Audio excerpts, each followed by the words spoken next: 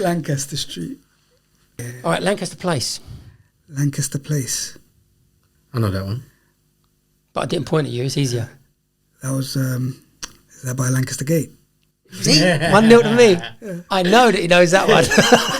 So, Waterloo Bridge. Waterloo Bridge. Lancaster Waterloo Road. Place. Where's Lancaster Place? Oh, sorry.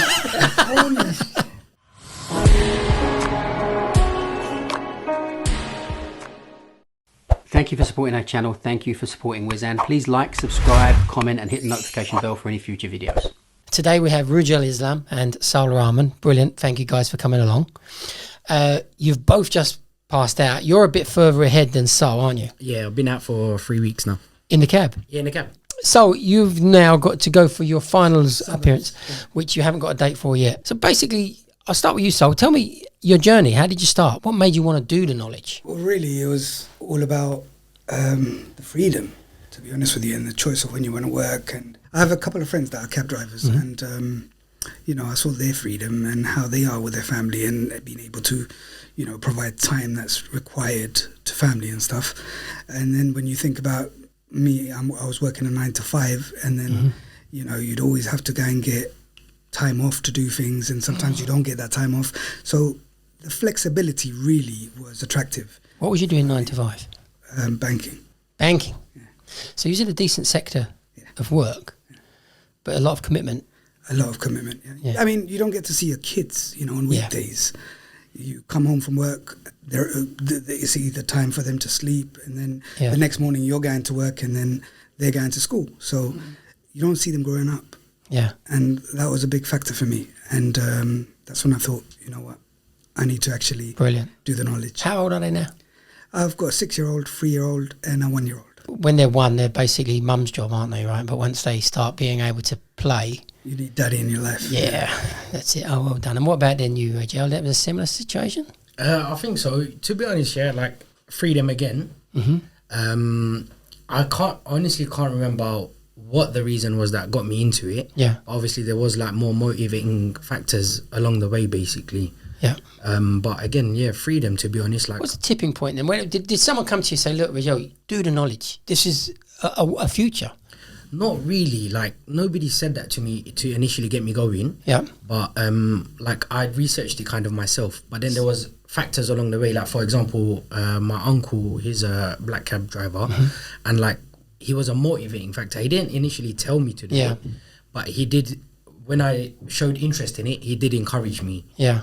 If that makes sense. So this is the thing, I'm trying to get this across to, I know the answers to all these questions, but I am trying to get you to say them. But so for me, I'm plodding along. I've left school. I'm 24 years old. I've had various jobs. And then suddenly some thought occurs that, driving a black cab can't be that bad. I mean, there's got to be some trigger that sort of... Like, before this, I was bus driving, yeah? Yeah. So the thoughts of becoming a black cab driver came along while I was bus driving. Yeah. Obviously, it's like in the same industry, but it's not obviously the same thing. But obviously, you see black cab drivers all the time. Because you're cutting them up. Yeah, exactly. Or they're cutting us up. But then you start thinking like, you know, why can't I do this? Yeah. Then you hear people talking, it's better money, more freedom. And then with bus driving, honestly, like, freedom is so difficult to get because you have to book in your holidays. That was a big thing for me, like booking in your holidays and then not being able to get holidays during school holidays. It was too difficult. It didn't make sense to me. Why didn't you opt for the quick shortcut of becoming an Uber driver, Lyft driver, or a PHV driver? It just didn't seem attractive to me, basically. I just wasn't attracted to it because from what I heard it was similar money to being a bus driver. Yeah. So why am I going to do that for? Plus, you can still get sacked, apparently, because they can take you off the circuit. And exactly. So, this is a different grade altogether. And then, like, obviously, my uncle done it, and he was in his early 40s or late 40s, and English not his first language. So I thought to myself, if he can do it, and he's encouraging me to do it, so why not do it? Yeah. So your journey, Rujel, would you say was difficult? In the like knowledge sense, I don't think so, because honestly, from the beginning, I listened to your advice and your advice only. Right. And obviously, like, before the school, I didn't really know anyone except for my uncle. And to be honest, he just said, follow your advice as well. Right. And that's all I did. I watched your videos. I spoke to you, I think, a couple of times. And that was it, to be honest. I done my blue books, I done my points, and I done my point to point. I didn't do nothing extra. Yep. And I always used to ask you, I think, like here and there, what else can I do? What else can I do? And you used to tell me just them 3 things. Yep. And then before I started the school, I think it was in May of 22.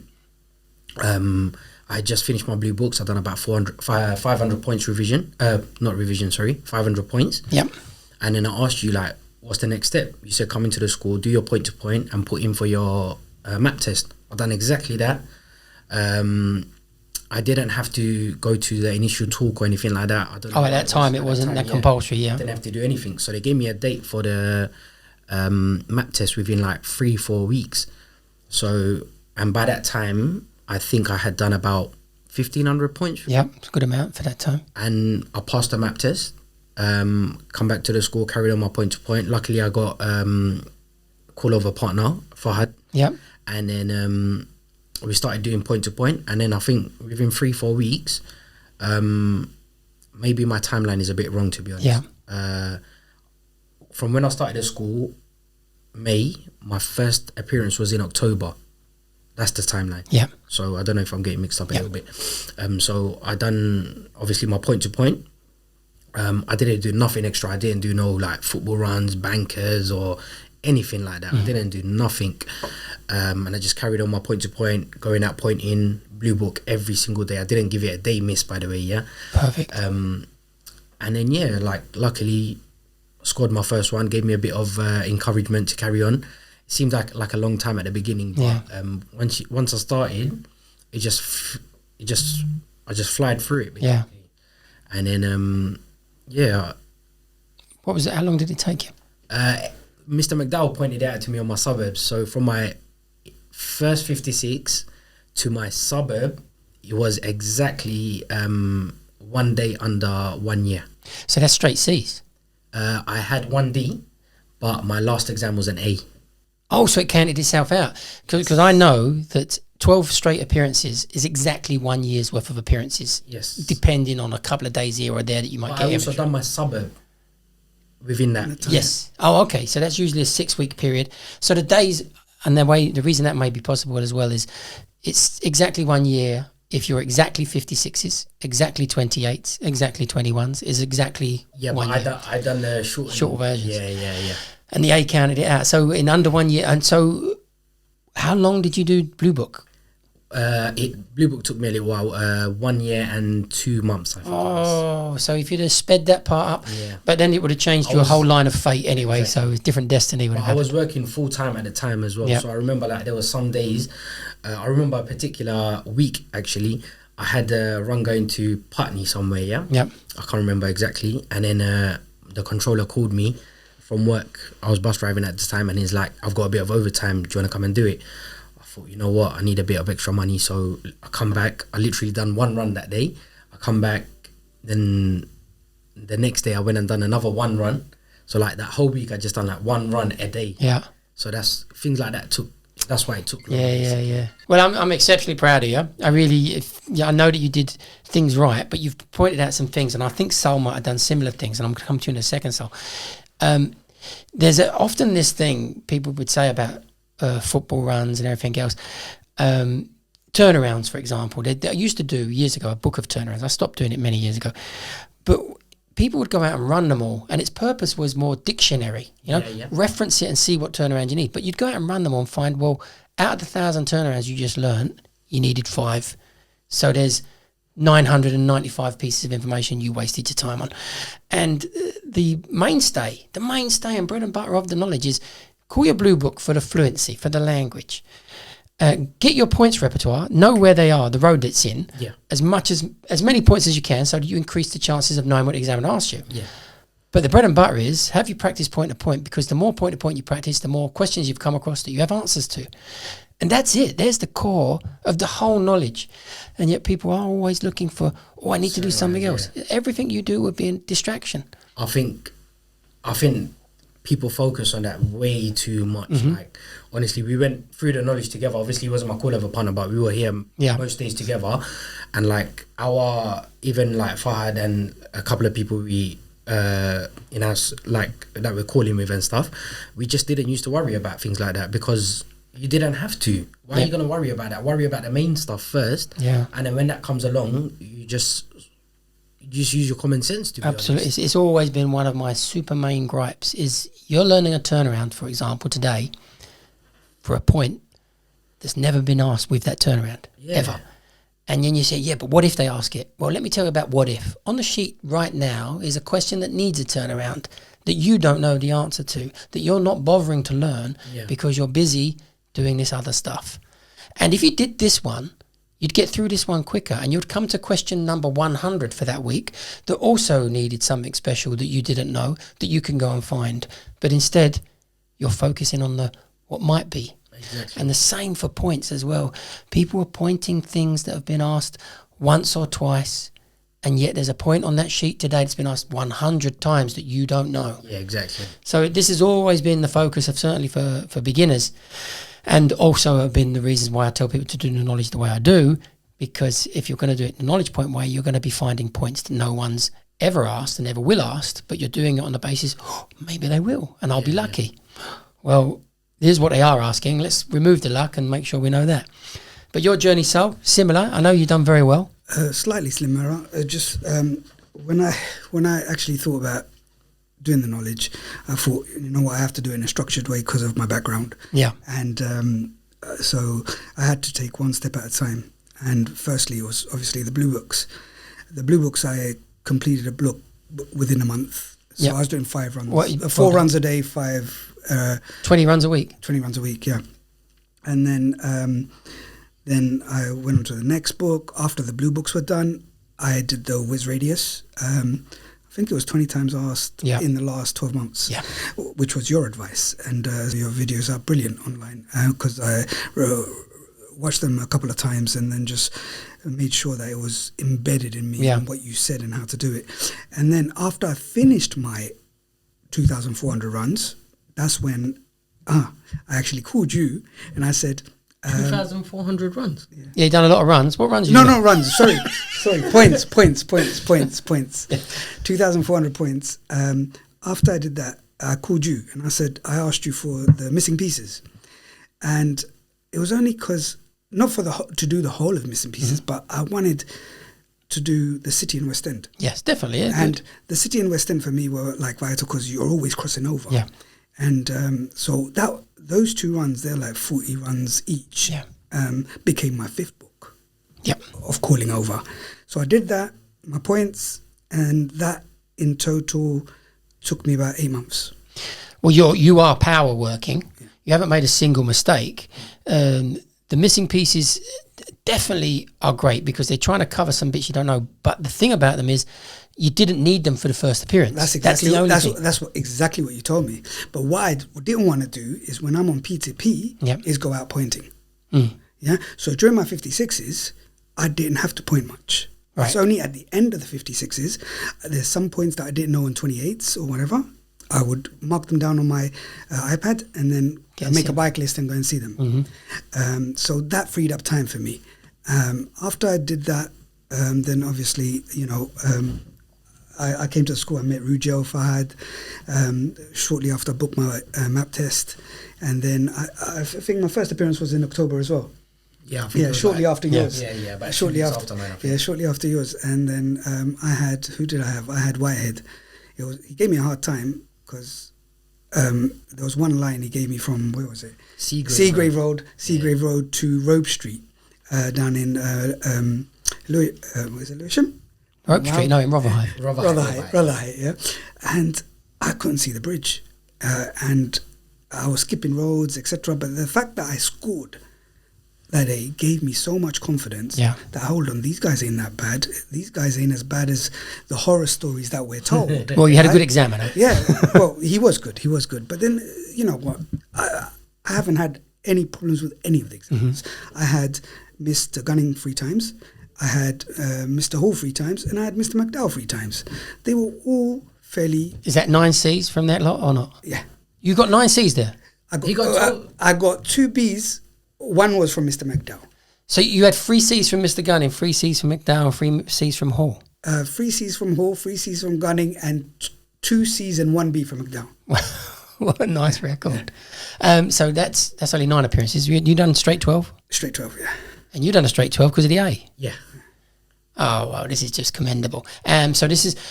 What this shows, which is really important to me, because what you did in terms of the work rate is you don't even have to work that hard, but what you did there is that work that you put in got you through the knowledge much, much quicker. And it does bug me a little bit.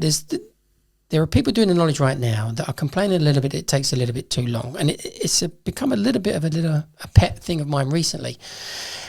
There was a lot of people in my day who did the knowledge hardcore. Exactly what you did. We would work hard. The blue book, like I tell people, 16 runs a week is 20 weeks. That's standard. Yep. You up it by 4, you can do as many runs a week as you can cope with. It's no good though. I have met guys. One guy came in, he said, I've done all the 400 runs at the time. I said, oh, okay, great. And can you call them? He said, oh, am I supposed to call them? Oh, no. Okay, well, all you've just done is a little minicab trip around London for 400 places. So that fluency and getting that part and going home and revising them, that seems to be where a lot of people go wrong. They do the first 4 runs, they don't nail them exactly. They do the 8 runs, now they've got 8 that they're rocky on, and it gets deeper and deeper. Yes. And plus they take time to complete the whole overall task, which you didn't do. And again, you're very much like me, the structure. I always point this out to people. Learning 320 runs is difficult. So you must consider yourself some kind of genius to think, I can do that, and I'll do something else as well. Yeah. I may as well learn Japanese while I'm learning. Knowledge is easy. It's such a strange thing. And my advice has always been, if you find 20 runs a week easy, and you're thinking maybe I should do points, no, do 24. Because getting that part done gets that section away, and then you move on to the next thing of pointing points that are on roads you now already know, and pointing the points that are actually in circulation, which is what the radius maps actually gives you as a beginner. It's a bike list ready-made. That's it. Well, wow. I am really, really proud of you both. That's the end of it. We can all go home.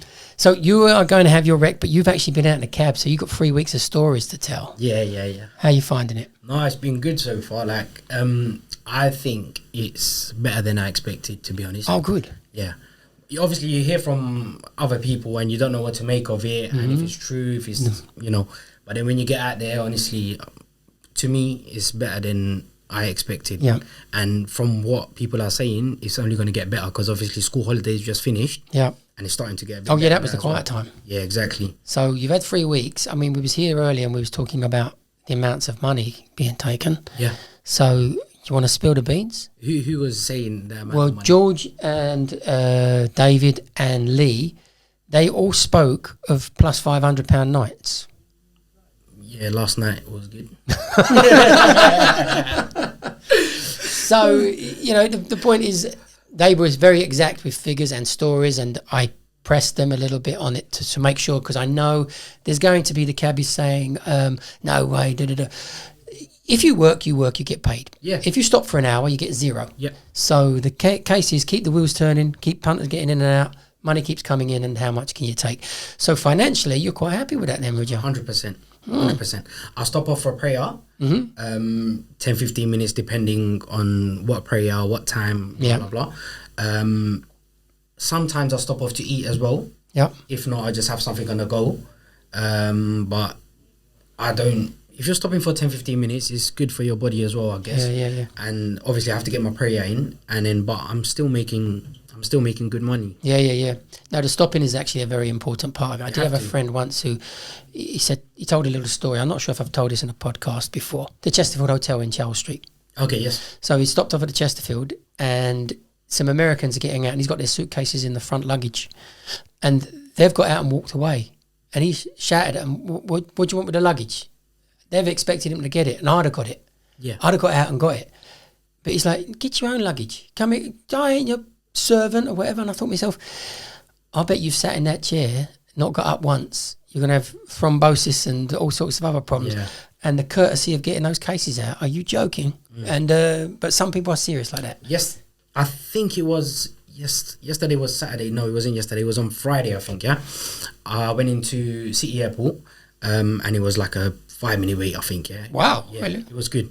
And then I went in. The driver in front of me, he was a yellow badge driver. I think it was the marshal. So he's like, listen, if I get a slightly longer one, do you mind taking it? I said, yeah, no problem. Because he said, I only want to do local, yeah? The guy in front? Yeah, the guy in front. Oh, nice. He's giving you the option, which is nice. He's like he was the marshal, I think, sometimes in City Airport. Yeah. And he was a yellow badge driver as well. He's like, if you want the longer one, take it, yeah? So the lady come with her luggage, small luggage, and she asked for Honor Oak Devonshire Road, just off. Okay, Forest Hill. Yeah, that's it. And then he said, would you like it? If you don't, I'll take it, no problem. I said, yeah, give it to me, no problem, yeah? I don't mind it, yeah. Yeah. So I got out of the cab, I helped her with her luggage. It was only a small one anyway. Helped her with it, chucked her in and then went off. And then along the way she was tired. I just asked, how was your flight? This, that, another. Spoke for like couple of minutes. Didn't speak after that. Got out, she got out at Devonshire Road. Just before she got out, she was doing the payment. I thought, let me get out and help her with her luggage again. And then she got out and she tipped me £20. What? Yeah. Tip? Yeah. In cash. She paid by card. Yep. And then she tipped me £20. She goes, yeah, you're very kind. I got back in the cab and then she also tipped £5 on the card as well. Whoa. So maybe for me that was... Well, it's unbelievable. I mean, maybe she's got so much money she don't know what to do with it, or... Nah, but these are our stories, these wonderful things that... Yeah, like, regardless of... I didn't see if she had tipped on the card or not, or if she was going to tip me outside or whatever. Like, regardless, I was just... She looked so tired. I thought, let me just help her quickly. Yeah. Why not? Yeah, there isn't an obligation to tip the cab driver, but there is something I realised. One of the reasons you should tip the cab driver is just in case you've left anything behind. Because if you've tipped him even a small amount and you've left something in a cab, they'll bring it to your door. Yeah. If you've not and you was a bit rude or whatever, we'll take it to a police station and you'll have to pay lost property or whatever. So there's a little reason to... To be honest, I didn't know this was like such a like... It's like a black cab driver culture thing, like of getting tipped basically. I didn't think anything of it at the beginning, but now when you hear like from other drivers and that, they expect a tip. Yeah, no, I don't expect it, but don't expect it. It's nice, yeah, of course, but like you're getting paid for what you're doing anyway, decent enough. So don't be like miserable about it. Yeah, you expect it obviously, same as me. I don't expect it, but it's nice when you get it. Well, I use my example, and I know I have said this in a previous podcast, but I did drop a guy off a very short fare to Bishopsgate, and it was from memory. £2.80 or £3.80. Now, this is a very short fare. This is pick you up one in the street. I think back then... It starts off at £3.80 now? It started off at £1.80 when I did it. So it's run £1 most. Okay. But it was a 20p change. That's all I can remember is the 20 pence change. Okay. And nobody waits for a 20p change really at all. Yeah. He waited, and I was shocked because it was £4. He's giving me the £4, and so I thought, I'll get in my bag, I get the 20p, and I give it to him, and then it goes off. And his phone's in the back. Ah, yes, it's over back. Yeah. So it was like, that kind of made me realise, even if you'd have just walked off for the 20 pence and not took it, I'd have took him the phone. It was the negligence of that 20 pence was now like, he phoned the phone and I said, yes, I've got your phone. It's no problem at all. I've dropped it off at the police station. So it's in the lost property. You can collect it. And he's now like, whoa, you could have brought it to me. Yeah, I could have done that. And I would have. You put yourself out. I mean, I know guys that have picked up something in their cab and they know where the person lives, and they've kept it in their cab for maybe a week, just waiting to be relatively nearby, and then knocked on the door and said, you left this in the cab. Yeah. So, tip the cab driver just out of a niceness, but, you don't have to at all. So you've got this to look forward to. So your days of banking are over. Was you on very good money in the banking? It was good. It was good enough, yeah. And now, I mean, as I joked with you earlier, you've started a car wash company with the Adidas tracksuit.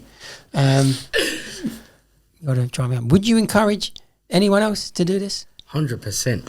100%.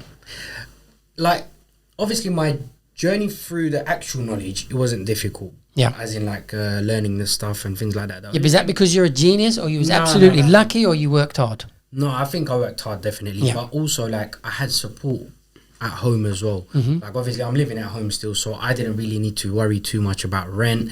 The kids, like, my mum would look after them, my wife would look after them. My wife was working as well, so my wife and my dad helped me financially as well. But I was working full-time while I was doing the blue books. Then I think I went to part-time, I think on my second 56, I think it was. Yeah. And then on my 21s, I think it was, I think I let go of work Yeah. because I just wanted to get it over and done with. But like I said, like, if I didn't score along the way, I don't know, it might have been different, but I was working hard. Yeah, definitely. I was out every day. Like, people would say, oh, how many points you doing? Like, how you going pointing every day, this, that, and other. But I was going pointing every day. I was coming to the school, doing my point to point. I was doing my blue book. First thing, I'd wake up in the morning, before the kids wake up, I used to call my blue book. 20 minutes used to take me. Yep. I recorded myself. I think it was like 17 minutes, 19 minutes, 20 minutes, and 21 minutes for the last book. So I used to just bang it. Some days on the bus, when I was on the bus, I used to do 4 books a day. I used to be driving, and I used to be just calling it. See, this people don't realise what it gives you. So, for example, I used to use any cab driver. We was out there just now, and I was speaking to George, and a very simple kind of question come up. But once you start driving a cab, once you stop doing the knowledge, once you've stopped doing the knowledge, the brain is now ticked into a new realm. Yeah. And it becomes like, please don't ask me anything. Yes. So things like, you're on a knowledge, you've got to be accurate. You would say, a cab driver would say, comply Parliament Square, leave by either Millbank and Victoria Street. So there's 4 streets disappeared completely. Yeah. Broad Sanctuary's gone, Abingdon's gone, Mount St Margaret. Because what are they? All these little pieces that we insert. So as soon as you don't call over often or fluently, you're now thinking, what's the next road? And I always used to think to myself, if you can remove that part and just think, what way shall I go? If you can think about and worry about your route, then the road names, they're there. They're there because you've got the pattern. And you'd always hear in your head the music of it, wouldn't you? Think, that didn't sound right. It's this, isn't it?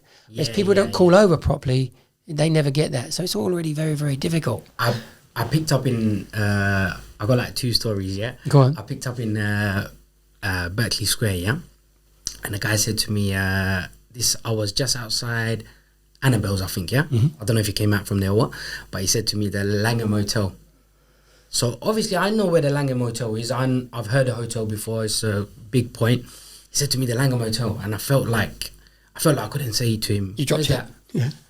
So I didn't say anything to him. We don't out of pride. So I'm thinking, Langham Hotel, I've started driving now. I'm going round the square. I don't know which exit to take. I've gone past Davy Street. I've gone past Conduit Street now. I said, where the fuck is Langham Hotel? And then it's come to me, Langham Place. Then I don't even know where Langham Place is. And then I was on the phone to someone, yeah, and I think he must have heard them say the Langham Hotel. And then I've just said, what exit shall I take? And he goes, what do you mean what exit? It's in Portland Place, innit? And then when he said Portland Place, then it came to me. So I went round the square twice, and I took Conduit Street, and then I went just straight up Regent Street, basically. Did you charge him for the 2 times round the square? Yeah, obviously. You didn't know what was... No, I'm joking. I don't know. I think I might have said to him, sorry, I missed the exit of Conduit Street. So I don't think he said anything. Yeah, might have gone 40 pence, 60 pence. 2 days ago, someone asked me where New Cavendish Street was, and I was like, I know that street. Where is it? Then another friend said Marylebone High Street. I still can't see it. Yeah. And then when someone said Tottenham Court Road, I was like, oh yes, Howland Street, New Cavendish Street. It's going to happen. So yeah, it's normal. But there's another thing that kicks in. I mean, you mentioned Devonshire Road. I can go Forest Hill straight away. Yes. My tip is trust your first instinct, because we've done it so often that the brain will say something, and that even though it said it, you don't know if it's right, but you know it said it. So just trust it's probably right. Now you've got to think, where the hell's Forest Hill? And that's what you're up to, and you can sometimes put it together. But it's absolutely normal. It's a really lovely phenomenon that we all struggle with, and we all drop things. So my argument on this one, I used to get people get in and say, I want to go to a particular nightclub, and I say, I don't know it. and they would get umpty and say, "You're supposed to know everything." And I never used to get stressed at it at all with their response, because it's basically, I knew a lot, and I know a lot, and I did a lot. And of what I don't know, I don't mind. I'm fine with it. So if you've got a problem with it, get another cab. I don't care. There's another fare waiting up there. But they always used to think that we know absolutely everything. Yeah. But we know a lot. I'll tell you another howler, yeah? Go on. This was like on my first or second day. This was bad. I picked up... I think it must have come out, Hamilton Place, the casino, yeah? Mm-hmm. Which casino? Les Ambassadors, I think it is. Oh, yeah. He must have come out of there. And then I had just come from prayer, and my light, I turned my cab on, the light was on. You was just coming from prayer? Yeah. And then I turned the car on, turned the light on, and then he's come over to me and goes, "You free?" I said, "Yeah." "Where we going?" He said, "Hyde Park Gate." In my mind, I know where Hyde Park You're thinking Gate of a is. gate, yeah? Yeah, I know where. I know, in my mind, I know exactly where it is. Yeah, I've done leave on the left, Hamilton Place, left Park Lane, right Park Lane, left and right Cumberland Gate, left Bayswater Road, and then I'm just about to set him on the right, Hyde Park Gate. I've gone there, and it says Hyde Park Place. I said, come on. Obviously, he's just in the back. He's on his phone. He doesn't even know what side of the park he's on. He doesn't know what's going on. And in my head, I'm thinking, what have I just done? All I need to do is go around Knightsbridge and I'm there. And then I've gone Hyde Park Place. You have to go through the park now. I went through the park, sat in a bit of traffic. But did you see, the problem is that when you make the mistake, it's very hard to then think, what's gone wrong? I now don't know Hyde Park Gate. So... had you pulled it first of all, it'd be easy. You go straight to it. But once you've mispulled it, you get trapped in a loop of I can't get where it is. No, but luckily it came to me straight away. As soon as I saw Hyde Park Place, I said, "Nah, what am I doing?" And then I said Hyde Park Gate, went through the park, and then dropped him off. He didn't say nothing even. He didn't even know where it was. Nah. He didn't know where he'd been. Yeah. Not even. So you didn't let him off any money either. It didn't go, because it was like my first or second day. It didn't even go through my head. Like, I was still processing what I had just done, so I didn't know what to do, what to say. I just dropped him off and I said, "Have a good night, sir." And I think he even gave me like £2 tip or something. When are you going to be going up for your rec? Do you know? Not yet. Just waiting for the CRB to come through, and then I'm hoping for a call. But he's keeping me motivated. Yeah. You know, he tells me all his stories, and you know, I just can't wait to. Are you not bored of the stories yet? No. Cab driver stories. There's always a new story, you know.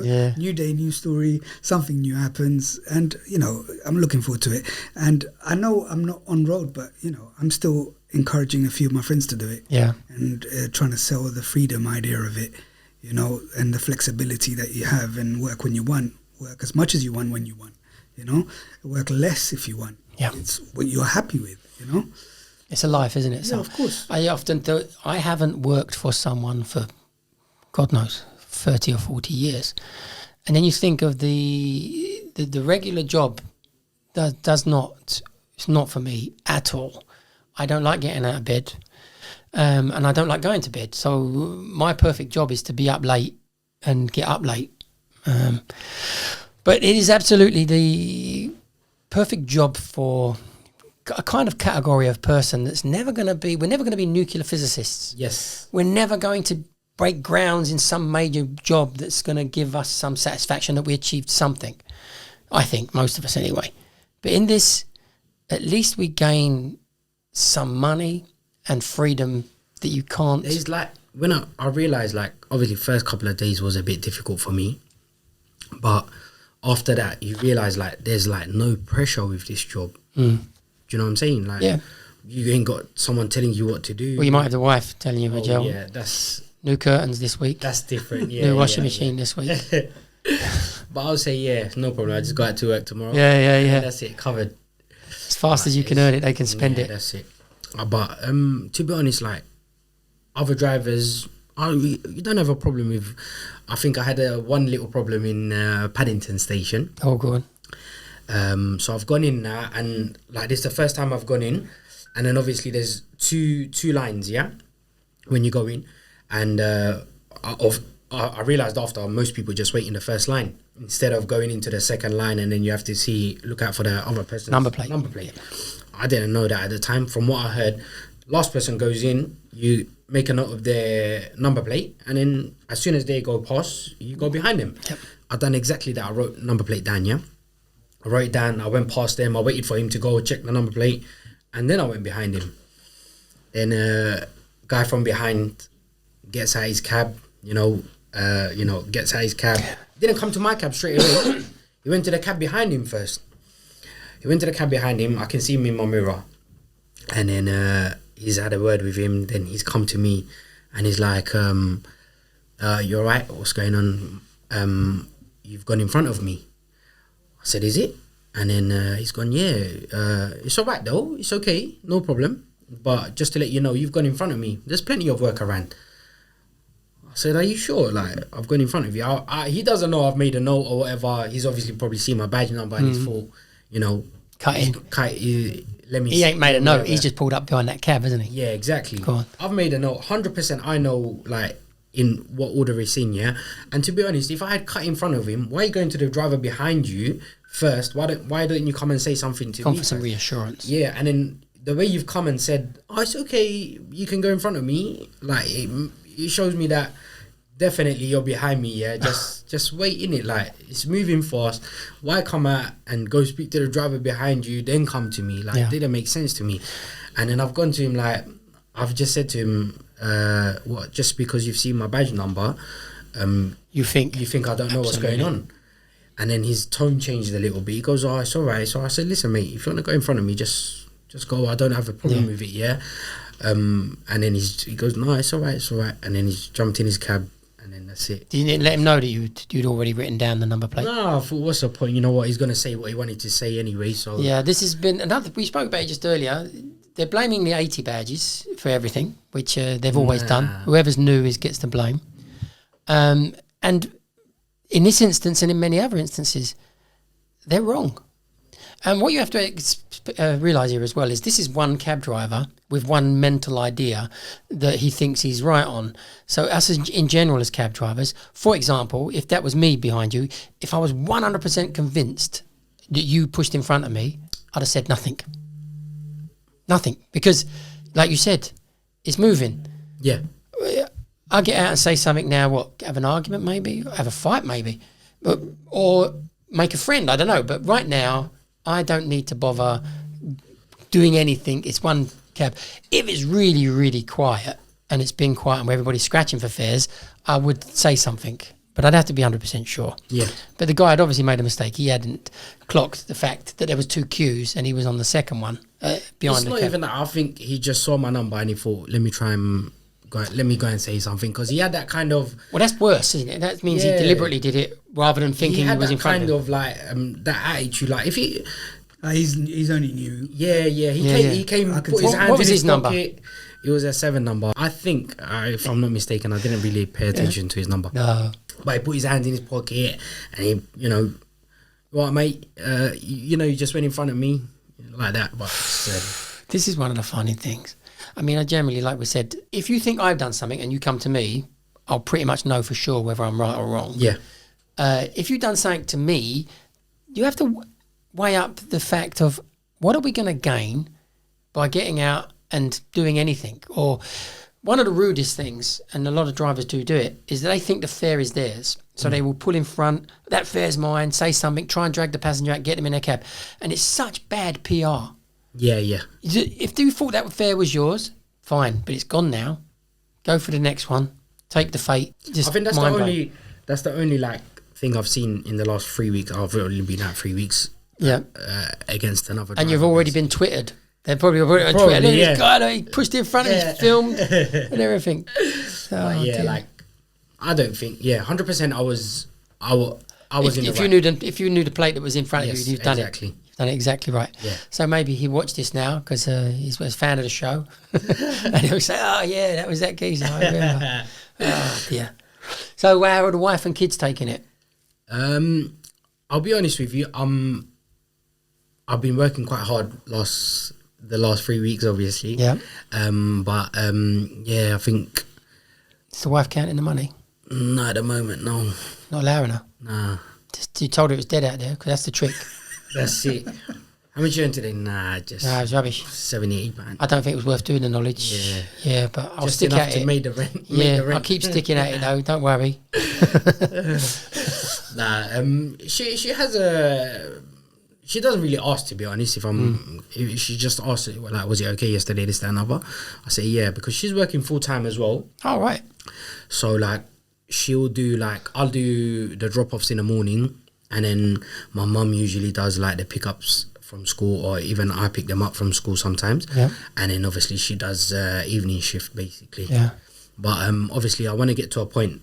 At the moment I'm just like paying off some debts and stuff, and then hopefully in a couple of months I'll be able to, you know, give them a bit more time. Yeah. Yeah, when you first pass out, you got so much. You've been short of money for all that period of time, so it's a chance to get back on your feet. But like, it's the 3 weeks that I've been at, it's giving me encouragement that I can 100% do it. Yeah, do you know what I'm saying? Before it was like, oh man, I'm doing all this hard work, I'm putting myself in a bit of debt.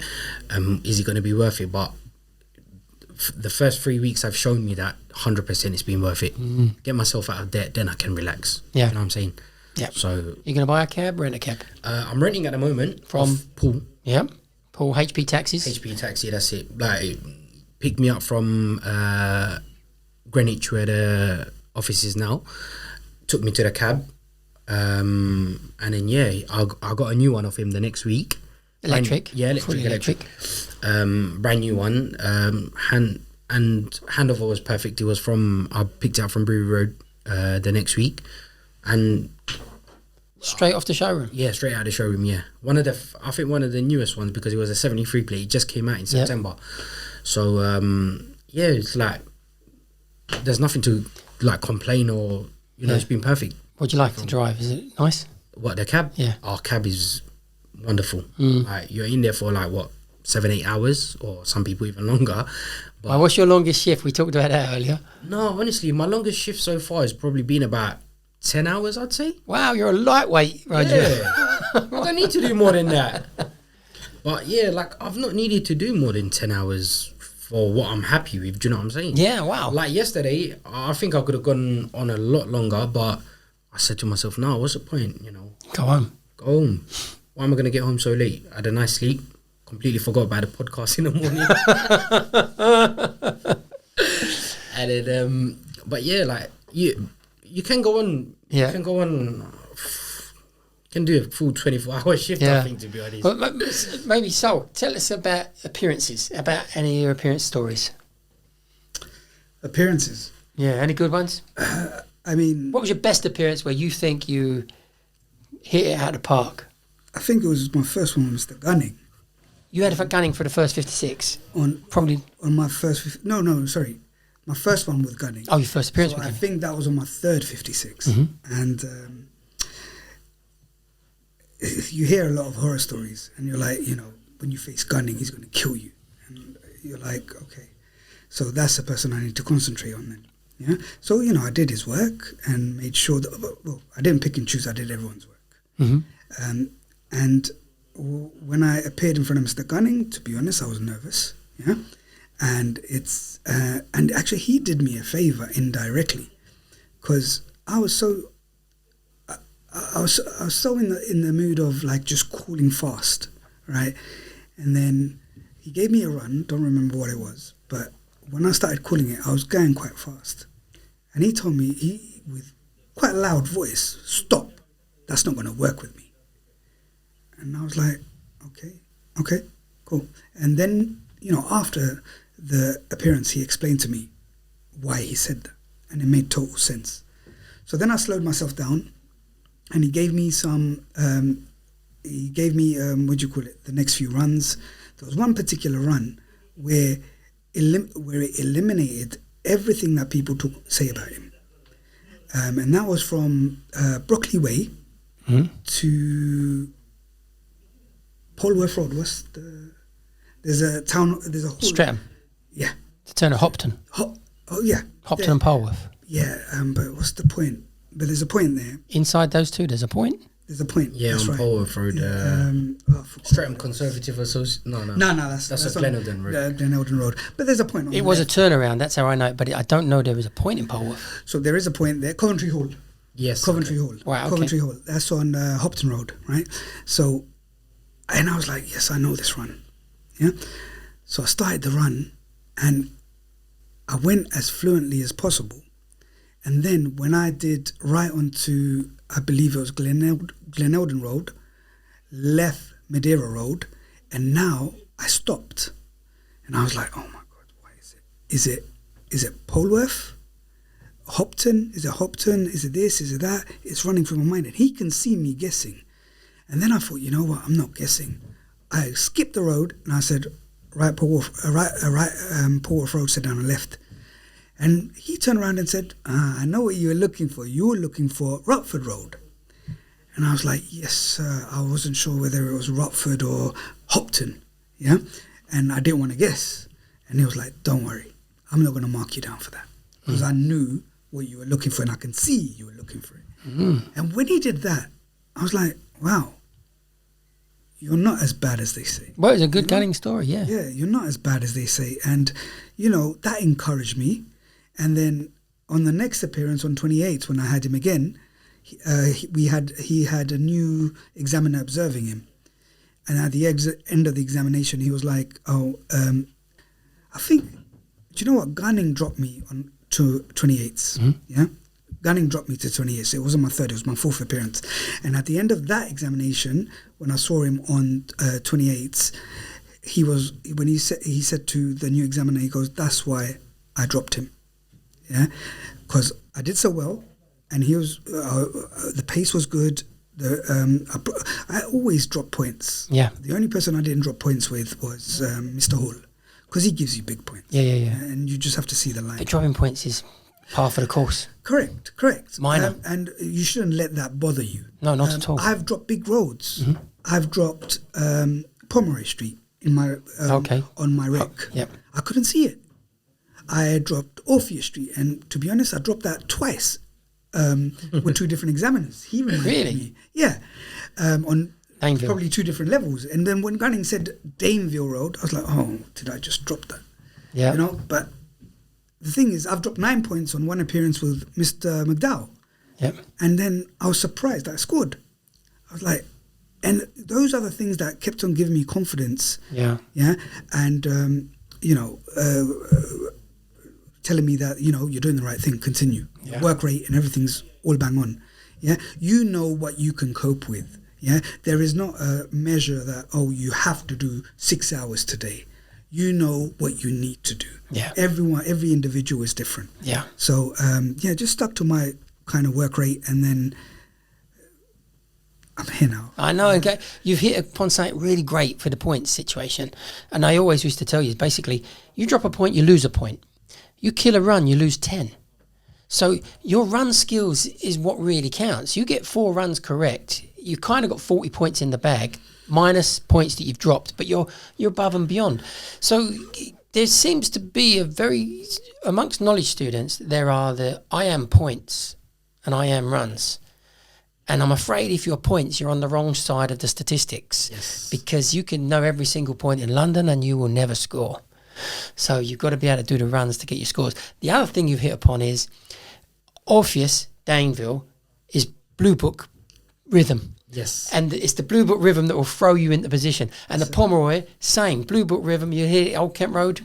That's it. So it's like, not that you're not perfect, because we all drop everything. We all make mistakes everywhere. But if you're someone who's great at your Blue Book and we still drop these things, which we do, someone who's not great at their Blue Book is going to be a disaster. Definitely. I mean, I was calling my Blue Books up until I got my rec. Yeah. Religiously. Yeah. Yeah. And that's what the only advice I used to give to students while I was studying is, look, if you're slow in your appearance, start calling your Blue Books. That's the only key. Do you know, Rasul, the amount of people that say, I'm having trouble, and then you say, how much Blue Book do you call? And they say, well, I don't. You think, oh. That's why. Fundamentally, let's build from the beginning, get that tidied up. Yeah, but I need to find more points. Well, you know, it's hard enough getting your blue book called over, so you should get that tidied up and then start building points repertoire again. But they get, for me, I've always made the metaphor that it's like a sinking dinghy and you're trying to put patches on it all the time, when really and truly, screw the boat up, get out, get a brand new boat and come back in. That's it. So the blue book aspect, lovely. Another common mistake that people do in appearances is, let's say they start a run, they start calling the run, and then they're stuck. Mm-hmm. They just drop it. Yeah. Yeah. Or what my advice would be, finish the run, even if it's the longest route that you've taken. Absolutely. Because even if you score something, yep, that matters. I mean, on my third appearance with Mr. Hall on 21s, I was expecting a B, and I would have been done with 11. But my last run was Fulham Cemetery to South Bermondsey Station. Now I knew that I'm leaving on right, I'm taking Lily Road, and I'm taking Vauxhall Bridge. But as soon as I said leave on right, Fulham Palace Road, right Lily Road, I couldn't see anything. Honestly, I couldn't see nothing. And then I was like, oh my God, I don't want to freeze for too long. And I pressured myself. Mm-hmm. Mr. Hall didn't say hurry up or anything like that. I pressured myself. I ended up taking Battersea Bridge. Yep. Okay, so I went round, I finished the run. He gave me 5 points for it. And he was like, Mr. Hall was, then it felt to me like he was disappointed that I didn't get the B that day. He goes, don't worry, one more to go.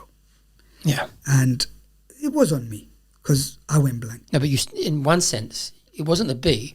There was a D lurking there if you didn't do what you did. So, Correct. Which was 2 more appearances.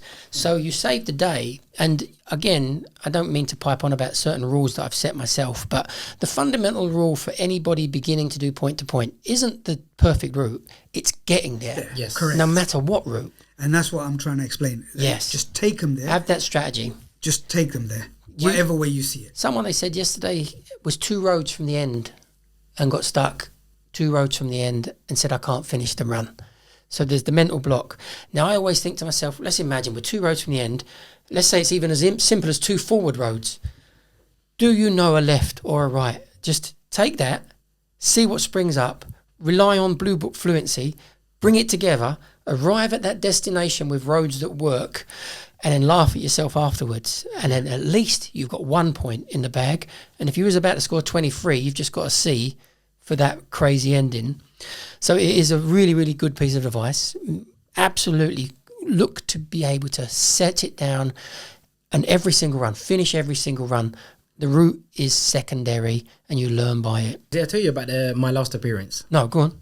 About I had Mum Yes. Doctorate. Oh, yeah, yeah, Mum. You don't remember? Remind me. Okay.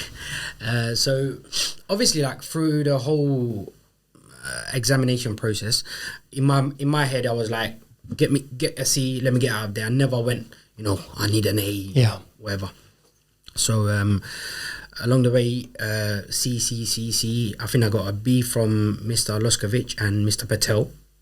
And like Sal, I didn't have a problem with one single examiner. Even when I got the D, that was on me. Yeah. Like, I didn't have a problem with anyone, yeah? On that exam, I went Harrow Road and I couldn't see what was in front of me or what was to my right or left. I just froze.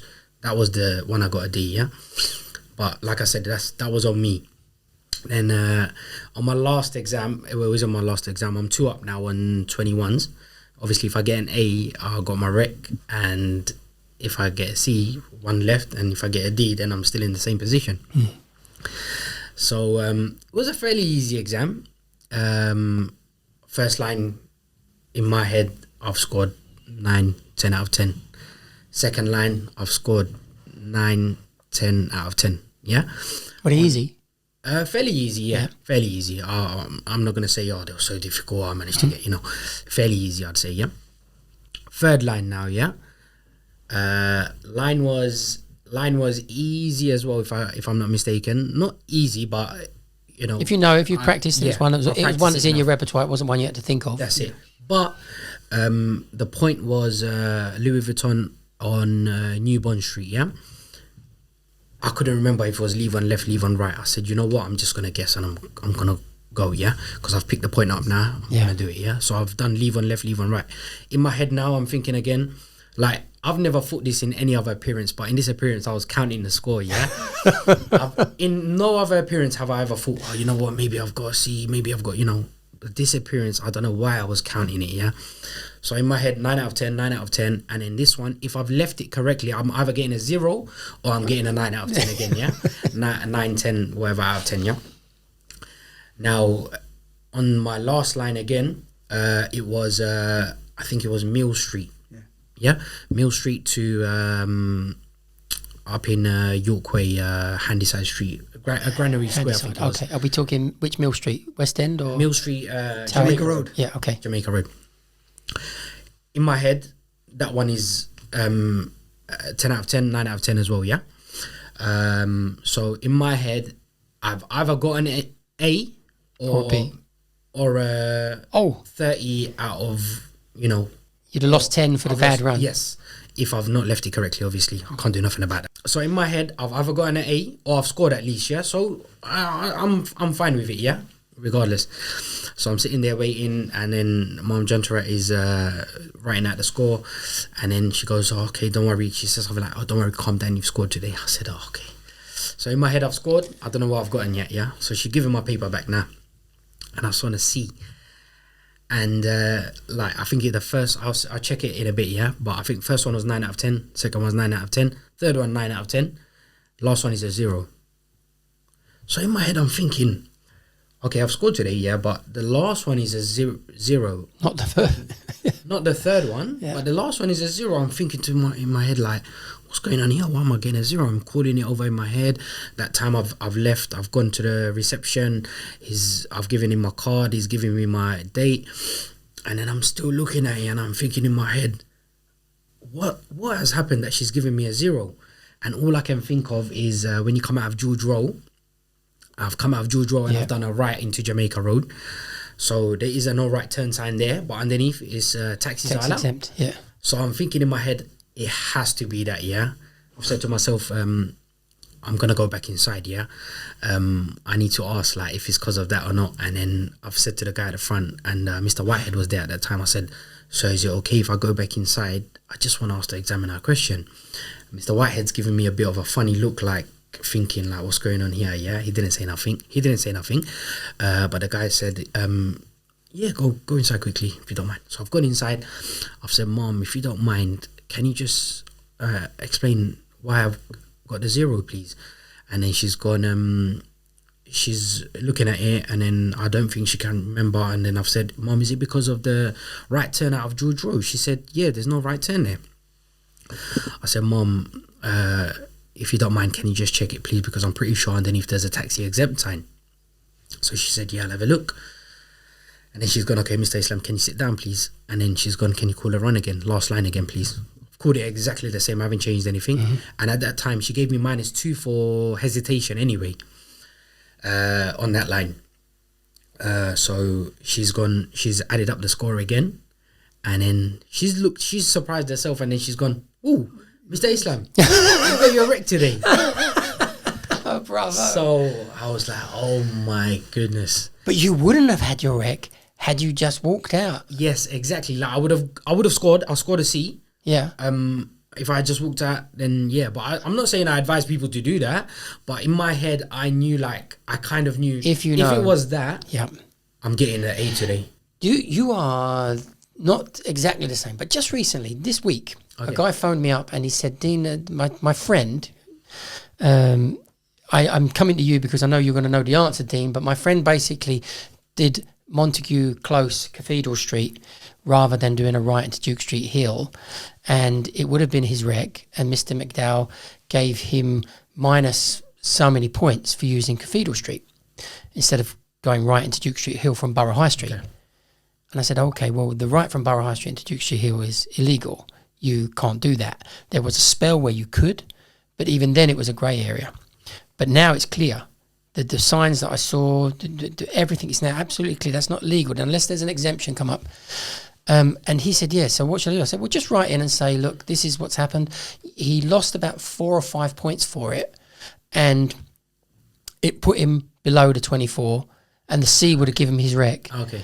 And he wrote in, and they changed it and gave him his rec as well. So the same, well, not as dramatic as yours. Yours was on the day, and yours was for a 0 to a 10. Yes. Which, in a sense, very often when it's a 0 to a 10, they lost a C. Yeah, okay. But you do lost There's an a A. difference between a C and a. Yeah. But yeah, another C gained. I went back. out and I showed like Mr. McDowell was like, is everything okay? And then I showed him my card and he's like, oh, there's never a better time to get that. So like, to finish on an A. Yeah. I love the fact that you both come in and sat in on this, and I really hope it Thank goes you very down well. much.